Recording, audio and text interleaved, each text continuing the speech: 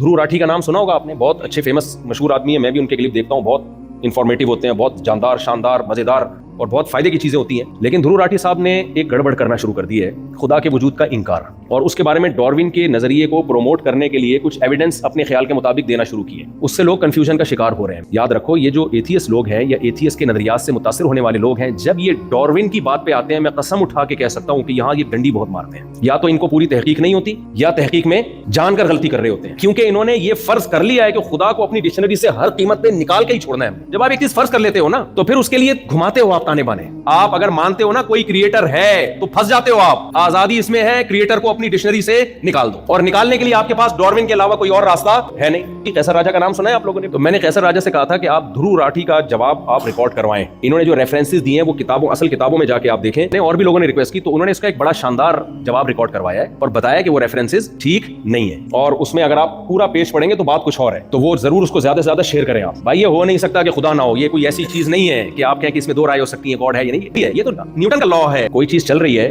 तो जब तक कोई रोकने वाली फोर्स नहीं होगी, क्या वो रुकेगी? वो चलती रहेगी। और जो रुकी हुई है, जब तक उसको उसमें मूवमेंट पैदा करने वाली कोई चीज ना हो, तो वो हमेशा क्या रहेगी? इससे पता चलता है कि इस मादे में चेंजर के बगैर चेंजिंग मुमकिन नहीं है। बताओ, चेंजिंग ज्यादा मुश्किल अमल है या क्रिएशन ज्यादा मुश्किल अमल है? वजूद में आना ज्यादा मुश्किल है।